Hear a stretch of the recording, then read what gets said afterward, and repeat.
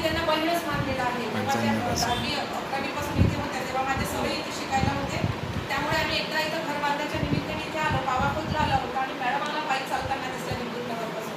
आणि मॅडम चालल्या होत्या आणि त्यांच्या मागे मागे चाललो होतो. आणि माझे मिस्टर म्हणते या बाईला कुठेतरी पाहिलं आहे, मी यांना ओळखलेलं आहे, मॅडमला कुठेतरी पाहिलं आहे. अरे तुम्ही लताताई टेंबरे आहेत का असं तसं सरांनी म्हटलं. आणि त्यांनी सांगितलं की मॅडम आपण इथे शिकायला होतो, कुठल्या गमले लेआउटमध्ये वगैरे होतो, तिथे आपण शिकत होतो. मॅडमची मैत्री आणि नंतर मी भरायला होती पंचायत समिती आम्हाला दिवसाला.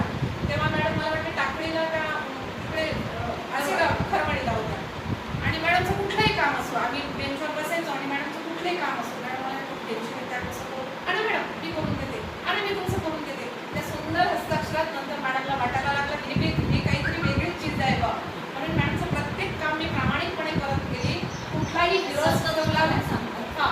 आणि तुम्हाला प्रामाणिकपणे सांगते, रेवाळे सरांना सांगते, आमचं ऑडिट वगैरे राहायचं ना रेवाळे सर, पहिले मी माझ्या मिस्टरांचं आठवून घ्यायची. मधात मात्र आम्ही मॅडमला ठेवायचो. मॅडम थोड्याशा घाबरायचं. म्हटलं मॅडम जोपर्यंत मी तुमच्या पाठीशी खंदा उभी आहे, तुम्ही त्या ऑडिटला काही घाबरू नका. आणि मॅडमचं ऑडिटसुद्धा आम्ही स्वतः प्रामाणिकपणे करून द्यायचो. टाकळीला नंतर त्या ब्राह्मणवाडा भुगतला गेल्या आणि आमचं केंद्र एकच आलं. 1-1 किलोमीटरचं आमचं अंतर आहे. कुठलेही उपक्रम असो, काय करू मॅडम, कसं करू, मी प्रत्येक मॅडमला मार्गदर्शन करते, मॅडम मला करते. मॅडम आपल्याला मुलांशी जुळवून घ्यायचं आहे. आपल्याला त्या भौतिक सुविधेपेक्षा आपल्या मुलं सगळ्यात महत्त्वाचे आणि त्याचंच आपण पेमेंट घेत आहोत.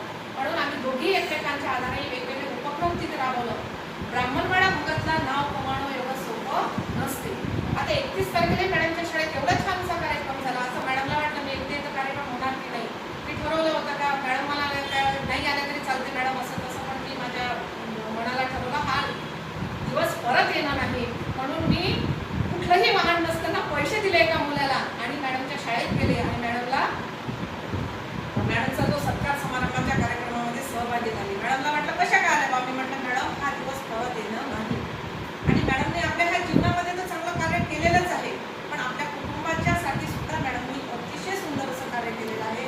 दोन्हीही मुली चांगल्या दर्जाने शिकलेल्या आहेत, BA झालेल्या आहे. मुलगा पण MS करण्यासाठी लंडनला आहे. आणि हे एक संस्काराचा भाग असते. आणि छोट्याशा मुलांना तर आपण गोरगरिबांच्या मुलांना त्याच्याही पेक्षा जास्त शिकवतो, कारण आपल्याला ते वाटते की आपली ही पण मुलं चांगली बनायला पाहिजे. आणि मॅडमला मी कुठलीच अडचण येऊ दिली नाही. मी मॅडम म्हणे मी पुस्तक घेते, रोडवरची शाळा घेते. मी म्हटलं मॅडम तर त्या वयात ह्या थोड्याशा आतमधल्या शाळा पाहिजे, थोडंसं वेळेचं बंधन नसते, कोणाची बॉसगिरी नसते. आणि तुम्ही त्या शाळेच्या बॉस आहात, तुम्ही 5-10 मिनिट आधीच होऊ शकता. पुस्तकाला तुम्ही असं करू शकणार नाही. पुस्तकाला तुम्हाला दाभाडे सरांच्या अंडरमध्ये राहावं लागेल आणि तुम्हाला ते थोडंसं भारीच आहे. आणि मॅडमने ऐकलं. शेवटपर्यंत ब्राह्मणवाडा भगतला राहिल्या. आणि त्या मला नेहमी म्हणतात की तुम्ही माझ्या स्वामी समर्थ आहे. मी म्हटलं बाबा स्वामी समर्थाची मला उपमा देऊ नका. आणि तुम्हाला प्रामाणिकपणे सांगते त्या रिटायर होईपर्यंत माझी बदलीसुद्धा झालेली नाही. आता होईल कदाचित, पण मी त्यांची साथ प्रामाणिकपणे निभवली. आणि तुम्हाला खरं सांगू का, मला माझं असं हृदय पण भरून येते जेव्हा त्या रिटायर झाल्या. मला कसं माझी शाळा, माझ्या सरांची शाळा झाल्यानंतर ऑनलाईन वगैरे आम्ही घरीच करतो सगळे काम. मॅडमचा लगेच फोन यायचा, मॅडम मी कसं करू, काय करू. तेव्हा मला असं वाटायचं का मॅडम आणा, मी तुमचं पटपट. आम्ही जेवण वगैरे केलं, 9 वाजता इथून आला, 11 वाजेपर्यंत मॅडमचे सगळे ऑनलाईनचे कामंसुद्धा आम्ही इथे घरी बसून करून दिलेले आहेत. आता मला असं वाटते का अशी कोणती मैत्री मला म्हणेल का माझे काम कोण करू दे. आणि मला इंटरेस्ट होता. ब्राह्मणवाडा भगतचे पासवर्ड माझ्या मोबाईलमध्ये सेव्ह झालेले आहे. आता त्यांना जेव्हा चार्ज द्यावा लागेल तेव्हा ते ब्राह्मणवाड्याचे भगतचे पासवर्ड आम्हाला मॅडमला द्यावं लागेल, त्या सरांना, राठोड सरांना द्यायसाठी. अशी आमची मैत्री होती. आणि एक सांगते, माझे भाऊ क्लास 1, क्लास 2च्या पोस्टिंगवर आहेत, मोठे मोठे पगार आहेत. कधीतरी एखाद्या जीवनामध्ये अडचण आलीच, मी माझ्या भावांना पैसे कधी सुचले मागायचे. 8 दिवसासाठी 5 दिवसासाठी कधीतरी आपल्याला काम पडते. मी मॅडमला हक्काने म्हणायचे, मॅडम मला 50,000-60,000ची मदत तुम्ही देऊ शकाल का. माझ्याकडून घेऊन जा मॅडम, माझ्याकडून घेऊन जा. त्यांनी मला भरपूर मदत केली. मला तरी त्यांनी एखाद्या वेळेस मागितलं असेल